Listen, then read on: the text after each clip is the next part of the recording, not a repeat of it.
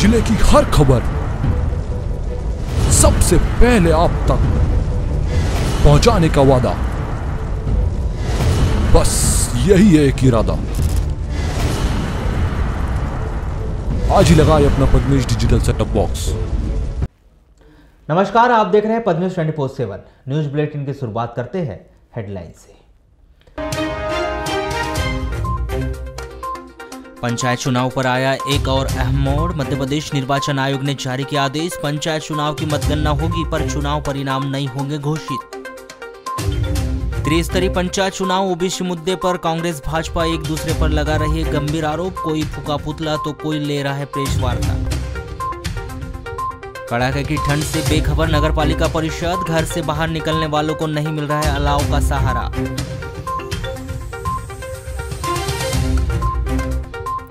8 साल से अधूरी सड़क के लिए परेशान वार्ड नंबर 13 के लोग। हर जगह की शिकायत नहीं हो रहा निराकरण। लालबरा जनपद पंचायत के 3 सैकड़ा से अधिक ओबीसी के प्रत्याशियों का छलका दर्द। बोले 50% आबादी फिर भी नहीं भागीदारी। वाराणसी नगर आगमन पर जैन संत प्रेरक पूज्य प्रवीण ऋषि महाराज साहब का हुआ भव्य स्वागत। प्रवचन के दौरान बताई ज्ञानवर्धक बातें। जिला मुख्यालय के समीप ग्राम पंचायत भटेरा के वार्ड नंबर 7 निवासी केशोराम मोहरे के घर मंगलवार की देर शाम आग लग गई, जिससे मकान के पाटन में रखा पैरा सहित अन्य सामग्रियां जल गई। मकान में लगी आग की सूचना मिलते ही मौके पर पहुंची नगरपालिका की 3 फायर ब्रिगेड की टीम ने कड़ी मशक्कत के बाद आग पर काबू पाया। हालांकि इस घटना में किसी प्रकार के जानमाल का नुकसान नहीं हुआ है, लेकिन समय रहते यदि इस आग पर काबू नहीं पाया गया होता तो मकान में लगी आग भीषण रूप ले लेती, जिससे मकान मालिक को भारी नुकसान उठाना पड़ सकता था। बताया जा रहा है कि आगजनी की यह घटना शॉर्ट सर्किट की वजह से हुई है, जहां शॉर्ट सर्किट से निकली चिंगारी से घर में रखे कोठे में रखे हुए पैरों में आग लगी और धीरे धीरे उस आग ने भीषण रूप ले लिया, जिससे इस आग ने मकान को भी अपने चपेट में ले लिया था। जहां परिजनों व आसपास के लोगों ने पहले तो उस आग पर काबू पाने की कोशिश की, लेकिन वे उक्त आग पर काबू नहीं पा सके, जिस पर उन्होंने नगरपालिका की फायर ब्रिगेड टीम को मामले की जानकारी दी और जहां मौके पर पहुंची फायर ब्रिगेड की 3 गाड़ियों के कर्मचारियों ने कड़ी मशक्कत के बाद उस आग पर काबू पाया। जादू टोना के अंधविश्वास के आरोप से परेशान होकर एक महिला ने कीटनाशक का सेवन कर लिया। यह महिला बिरोजाबाई 45 वर्ष ग्राम लिंगा थाना नवेगांव निवासी है, जिसे जिला अस्पताल बालाघाट में भर्ती किया गया है, जिसकी हालत गंभीर बताई गई है। प्राप्त जानकारी के अनुसार 22 दिसंबर को 10 बजे बिरोजाबाई के पति मजदूरी करने चले गए थे। बिरोजाबाई गांव के हैंडपंप में पानी के लिए गई, तभी उसे कुछ महिलाओं ने जादू टोना करने का आरोप लगाया, जिससे परेशान होकर बिरोजाबाई ने हैंडपंप के पास ही कीटनाशक थाइमेट दवाई का सेवन कर लिया और वह बेहोश होकर गिर गई थी और वहीं पड़ी रही। गांव के सरपंच ने 108 एम्बुलेंस को सूचना दी और 4:30 बजे बिरोजाबाई को 108 एम्बुलेंस से जिला अस्पताल बालाघाट लाकर भर्ती किया गया। अभी 2 दिन हुआ है सर, शाम को बताई थी उसकी। क्या बताई थी? मेरे को जादूगर बोलते हैं। तो इसका मतलब तुमने किसको बताया? गांव के सरपंच या समाज के लोगों को? समाज के लोगों को। क्या बोले कि समाज के लोग बैठ जाएंगे, इसका ये करेंगे बोले, जो अपने समाज जो करते हैं। अच्छा, समझा बुझा। अच्छा, भाई कैसे बोले? किसको समझाएंगे? जो बोलने वाले को समझाएंगे? अपने को भी और उनको भी। भाई ऐसा क्यों कहते हो, ये कुछ ऐसा उनका ये रहा होगा। अच्छा, समझा देंगे ऐसा को। देखो नहीं भाई, करती जादू का मालूम जी अपने को। भाई आज कितने बच्चे हैं तुम्हारे? 3 4 3 लड़की 1 लड़का। यूथ कांग्रेस ने कटंगी तहसील मुख्यालय में पाथरवाड़ा रोड स्थित बिजली ऑफिस के दफ्तर में पहुंचकर बिजली बिलों की होली जलाई और जमकर सरकार विरोधी नारेबाजी कर अनुविभागीय अधिकारी के नाम एक ज्ञापन भी सौंपा गया। यूथ कांग्रेस का कहना है कि कोरोना काल में राज्य सरकार ने बिजली बिल माफ करने के नाम पर जमकर वाहवाही बटोरी, लेकिन त्रिस्तरीय पंचायत चुनाव के दौरान माफ किए गए बिजली बिलों की जमकर वसूली की गई। समाधान योजना के नाम पर उपभोक्ताओं के घरों में नोटिस पहुंचाए गए। वहीं पंचायत चुनाव में लड़ने वाले अभ्यर्थियों से बिजली विभाग के अदेय प्रमाण पत्र की आड़ में जमकर वसूली की गई।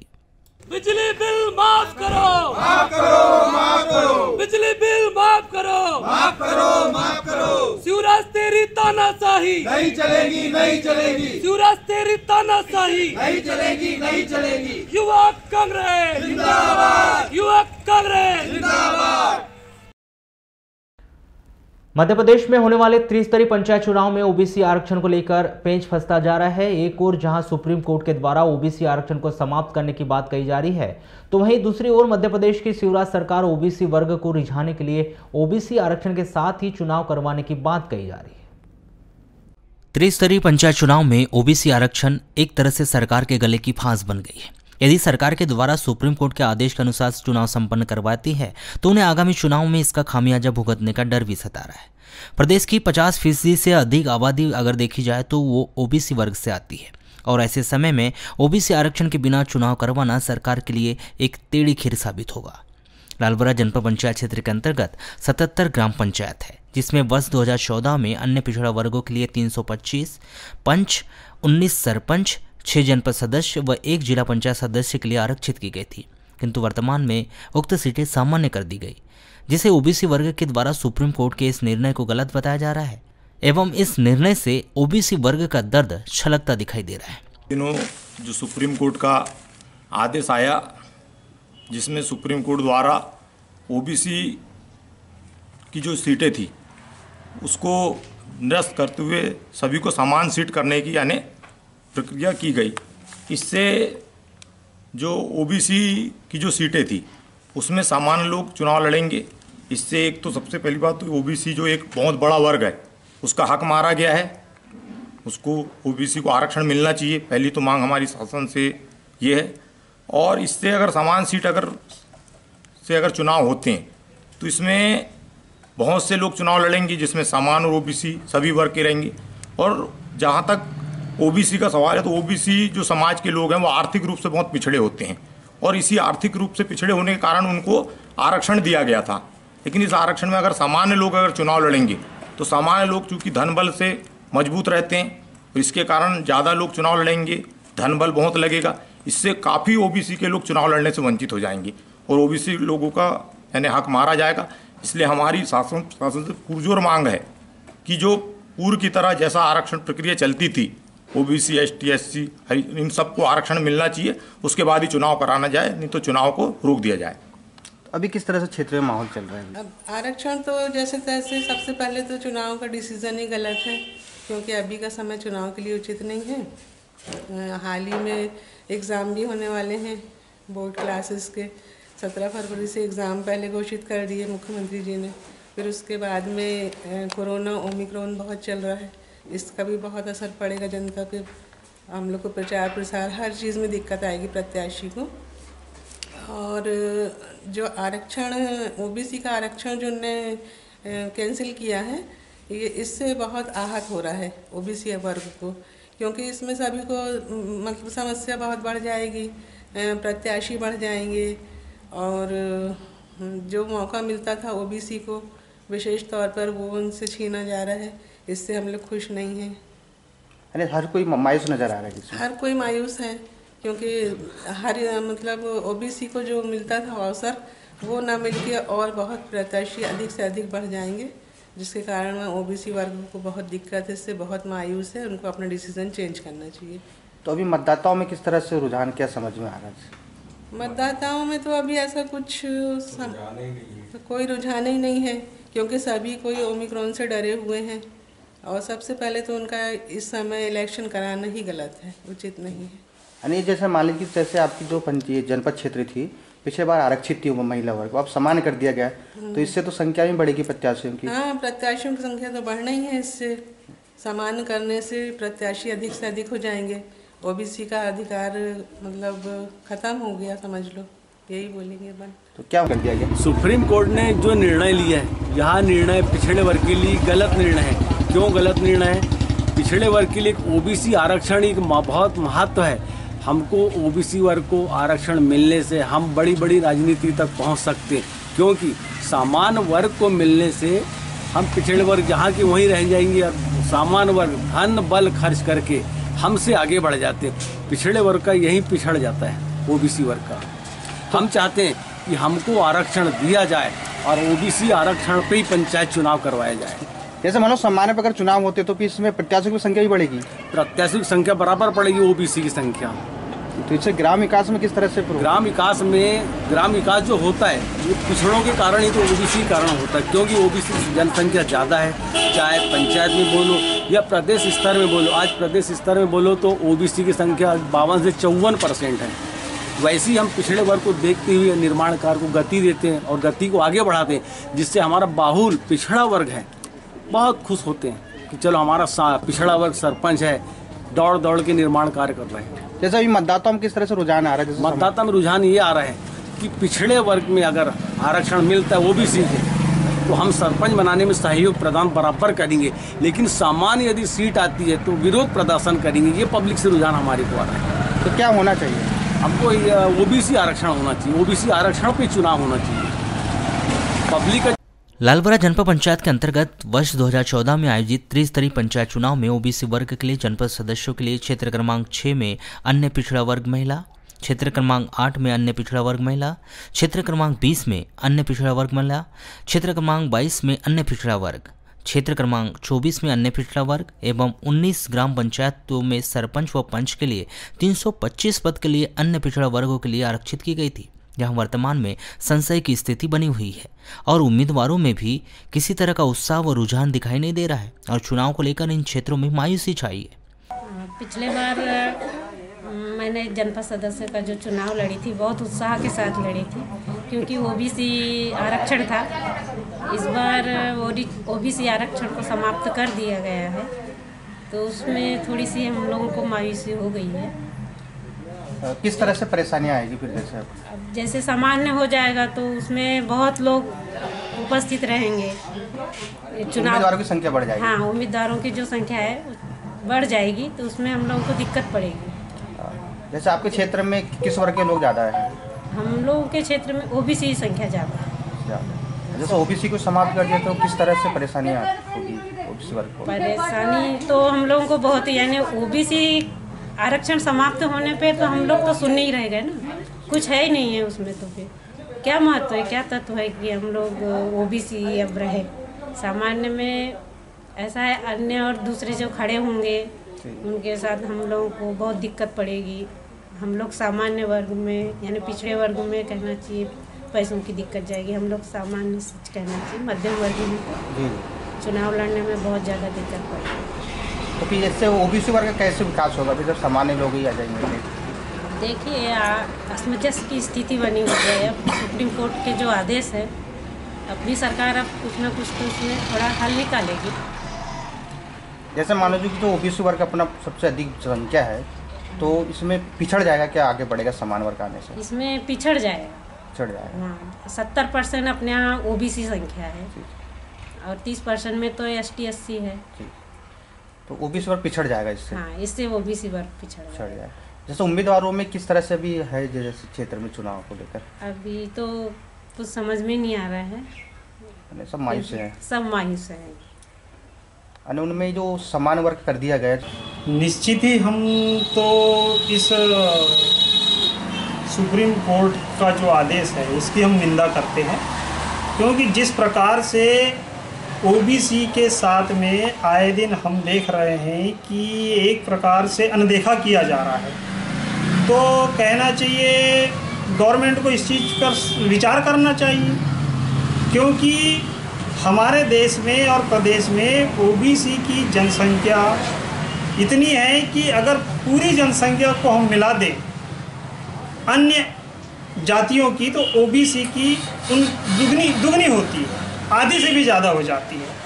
तो मेरा मानना चाहिए कि माननीय काशीराम महोदय जी ने बोला था कि जिसकी जितनी संख्या भारी उसकी उतनी भागीदारी। इसी आधार पे तो हमारे ओबीसी के साथ में जो है बिल्कुल अन्याय हो रहा है, और अगर ओबीसी के साथ में इस प्रकार की घटना घटती है तो कहना चाहिए सामान्य वर्ग जो एक रिच कंडीशंस में मतलब देश प्रदेश में जड़ा हुआ है, तो वो ओबीसी मतलब उनकी बराबरी नहीं कर पाएगा। तो हमारे जो पिछड़े हुए दबे हुए लोग हैं वो कहाँ से आगे आएंगे? ये तो बिल्कुल ओबीसी के साथ में अन्याय है। और सरकार को चाहे पक्ष हो विपक्ष हो एक साथ मिल करके आगे आना चाहिए और ओबीसी के लिए लड़ना चाहिए। और हमारा विचार है कि जिस प्रकार से गवर्नमेंट ने, हमारे मध्य प्रदेश सरकार ने या कांग्रेस की जो सरकार थी पिछले समय में, दोनों ने मिलकर के जो 27% का जो आरक्षण दिया था उसी पे चुनाव होना चाहिए, ये हमारा उद्देश्य है। जैसे अभी वर्तमान में ओबीसी को सम्मान कर दिया गया है, तो भी चुनावी क्या समीकरण चल रहे हैं अभी क्षेत्र में? चुनावी समीकरण का ऐसा है कि देखिए, अभी मतलब कल विधानसभा में दोनों मतलब कहना चाहिए पक्ष और विपक्ष ने ये निर्णय लिया है कि हम सुप्रीम कोर्ट जाएंगे। सुप्रीम कोर्ट के द्वारा एक निर्णय आया है, तो ओबीसी की फीटें उनको सामान्य कर दिया गया है। निश्चित ही न्यायालय का निर्णय है, इस निर्णय का सम्मान करते हैं, लेकिन जहाँ तक मेरा सोचना है, ओबीसी का आरक्षण जो पिछड़े वर्ग के लोगों हैं उनके उत्थान के लिए संवैधानिक रूप से दिया गया है, और ओबीसी का आरक्षण हम ख़त्म करते हैं तो जो सामान्य वर्ग के लोग, ओबीसी वर्ग के लोग हैं, जो राजनीतिक रूप से जो रहते हैं, जो राजनीतिक रूप से सक्रिय हैं, निश्चित ही उनके अधिकारों का हनन है। और आपने देखा कि हमारे जो मुख्यमंत्री जी हैं, उन्होंने भी सदन में, विधानसभा में कहा कि बिना ओबीसी के आरक्षण के चुनाव नहीं होगा।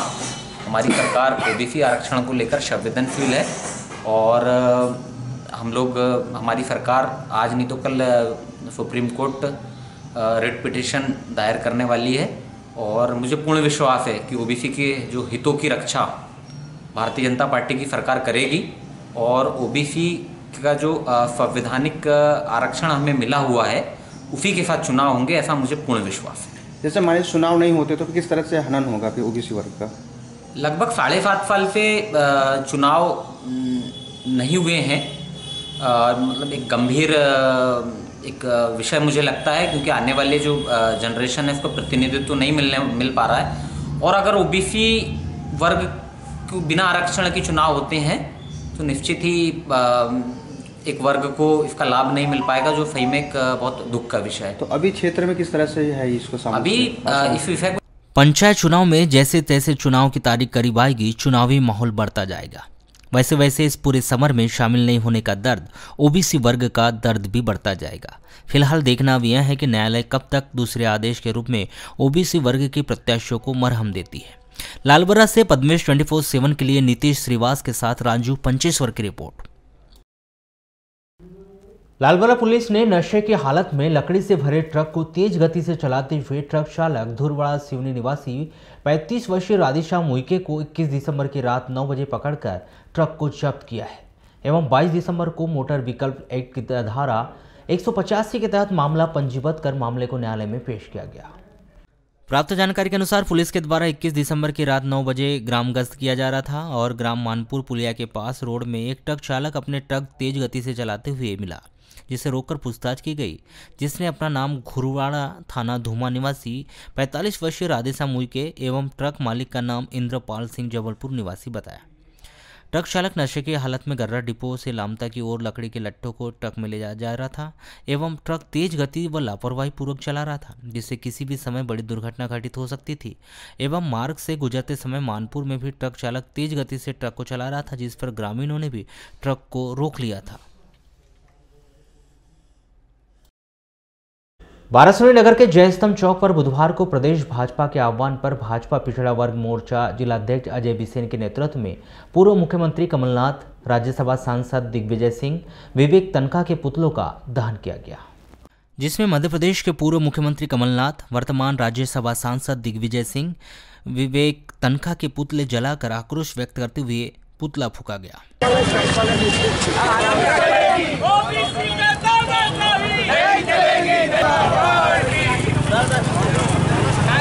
कमलनाथ जी का, दिग्विजय सिंह जी का पुतला दहन किया जा रहा है। क्या है, जिस तरीकों को लेकर के और कांग्रेसी और विपक्ष ओबीसी को मुद्दा बना रहा है, वास्तव में देखा जाए तो इस तरीके से और कांग्रेस पूरे चुनाव को प्रभावित करना चाह रही है। एक तो कोरोना काल था, कोरोना काल के कारण चुनाव नहीं हो पाए, और जब चुनाव होने की स्थिति आई तो कांग्रेस ने ओबीसी का विरोध करके और चुनाव को रोकने का प्रयास किया है। हालांकि एक बात ये सही है कि पहले भी इसी प्रकार से ओबीसी का आरक्षण देकर के और चुनाव मध्य प्रदेश में हुए हैं, लेकिन पता नहीं इस बार क्यों कांग्रेस ने इसको अपना मुद्दा बनाया और वो क्यों इसको मुद्दा बना रही है, ये एक अलग विषय है। अन्य पिछड़ा वर्ग के लिए आरक्षित पदों के चुनाव प्रक्रिया पर रोक लगाने के बाद अब राज्य निर्वाचन आयोग ने परिणामों की घोषणा पर भी रोक लगा दी है। त्रिस्तरीय पंचायत के पहले चरण के लिए मतदान 6 जनवरी और दूसरे चरण के लिए 28 जनवरी को होगा। मतगणना भी निर्धारित दिनांक को होगी, पर परिणाम घोषित नहीं किया जाएगा। निर्विरोध निर्वाचन की स्थिति में भी निर्वाचित अभ्यर्थी के निर्वाचन की न तो घोषणा की जाएगी और न ही प्रमाण पत्र दिया जाएगा। राज्य निर्वाचन आयोग ने सुप्रीम कोर्ट के आदेश के पालन में यह निर्देश कलेक्टर एवं जिला निर्वाचन अधिकारियों को दिए हैं। बुधवार को आयोग के सचिव BS जामोद के निर्देश दिए कि त्रिस्तरीय पंचायत के सभी पदों के लिए मतगणना का सारणीकरण तथा निर्वाचन परिणाम की घोषणा से जुड़ी कार्रवाई स्थगित रहेगी। इस संबंध में आयोग अलग से निर्देश जारी करेगा। पहले चरण में पंच और सरपंच के लिए 6 जनवरी को मतदान के बाद मतगणना होगी। 10 जनवरी को जनपद और जिला पंचायत के सदस्यों के लिए विकासखंड मुख्यालय पर इलेक्ट्रॉनिक वोटिंग मशीन से मतों की गणना की जाएगी। इसी तरह दूसरे चरण में पंच और सरपंच पद के लिए 28 जनवरी और जनपद व जिला पंचायत सदस्यों के लिए 1 फरवरी को विकासखंड मुख्यालय पर इलेक्ट्रॉनिक वोटिंग मशीन से मतों की गणना की जाएगी। मतगणना से संबंधित सभी अभिलेख अभ्यर्थी या उनके अभिकर्ताओं की उपस्थिति में सील बंद करके सुरक्षित अभिरक्षा में रखे जाएंगे।